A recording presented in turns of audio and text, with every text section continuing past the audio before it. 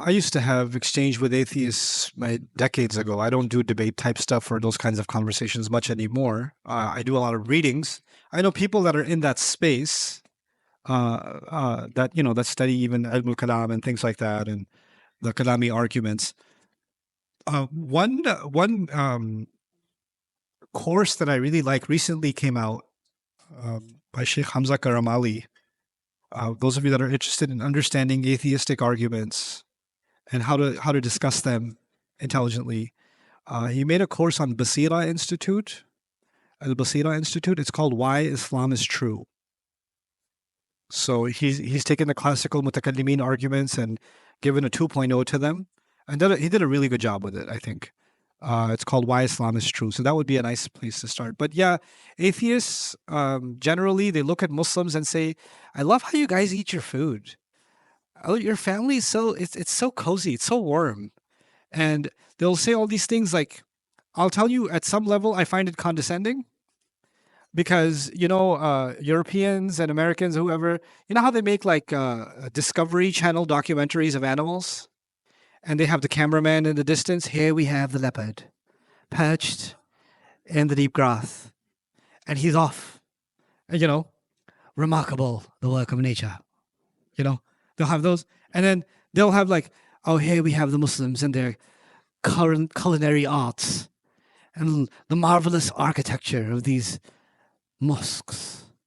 And they'll, and the family life, sitting on the floor with humility, praying to their God, like it's just, so we're just there's this implicit like superior species that's looking down on these Eastern cultures, like they are looking at the animals in the savannah desert or in the Africa jungle, and just so fascinating. Your outfits are so fast. They're so cultural. They're so festive. I love your colors.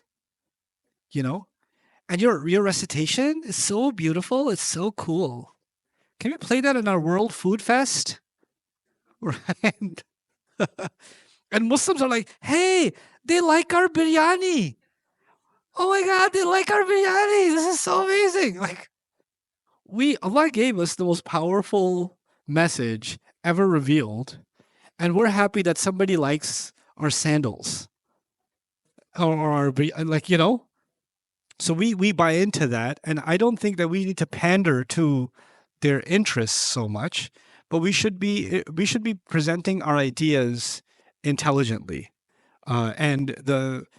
which is why I think in the modern age, studying people like Iqbal becomes all the more important, because I know young people are studying Islamic theology and they're studying Aqidah, and they're studying Aqidah writings from a few centuries ago, right? But more recent writers on Islamic theology, like Iqbal, have done some absolutely incredible work, and it never met the light of day because they're not considered traditional sources of knowledge. And I don't think that's fair. And I think we're the ones that are missing out. Also, it's really important, in my opinion, for those of you that are interested in this space to study what Christians have been doing in terms of theology. I was going to talk about this tomorrow. I'll tell you just a hint about it today. We are different from the Christian religion and the Jewish religion completely. But when it comes to our belief in the existence of God, right? We are on common ground with them. We're actually on common ground with them. And their response to modern philosophy and atheism is actually they're doing a better job at it than we are in many ways. And their critique of modern thought, they're doing a better job of that, some Christians are, than we are. And actually on that front, ta'awanu 'ala al-birri wa taqwa, cooperate. Take their arguments, learn from them, no problem. And in history, they learned from us. They've done that before from us. And we may take some things from them too. It's perfectly fine. Nothing of shirk, nothing of kufr, nothing that violates our scripture. But some of the intellectual work they're doing in this space is actually very valuable.